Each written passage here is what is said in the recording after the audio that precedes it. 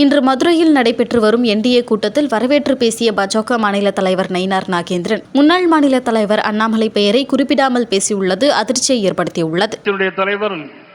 அண்ணன் ஏசி சண்முகம் அவர்களே, ஐயா பாரிவேந்தர் அவர்களே,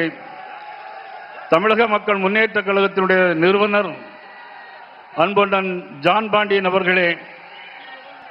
இந்த நிகழ்வில் கலந்து கொண்டிருக்கின்ற ஃபார்வர்ட் பிளாக்கினுடைய அகில இந்திய ஃபார்வர்ட் பிளாக் கதிரவன் அவர்களே, தென்னிந்திய ஃபார்வர்ட் பிளாக்கினுடைய நிறுவனர் திருமாறன் அவர்களே, சங்கிலி அவர்களே மற்றும் நிகழ்வில் கலந்து கொண்டிருக்கிற முருகன்ஜி அவர்களே, இந்த நிகழ்வில் கலந்து கொண்டிருக்கின்ற பெருந்தலைவர் மக்கள் கட்சியினுடைய தலைவர் அண்ணன் என்ஆர் தலபாலன் அவர்களே, பூவை ஜெகன்மூர்த்தி அவர்களே, யாதவ மகாசபையினுடைய தலைவர் எனது அன்புக்குரிய அண்ணன் நாசே ராமச்சந்திரன் அவர்களே மற்றும் உழவர் உழைப்பாளர் கட்சியினுடைய தலைவர் செல்லமுத்து அவர்களே, மருது சேனையினுடைய தலைவர் ஆதி நாராயணன் அவர்களே, இந்த நிகழ்வில் கலந்து கொண்டிருக்கின்ற முத்திரையருடைய சமுதாயத்தை சேர்ந்த இன்றைக்கு பாரத பிரதமர் நரேந்திர மோடி அவர்கள் சமீபத்திலே முத்திரையருக்கு தபால் தலை வெளியிட்டு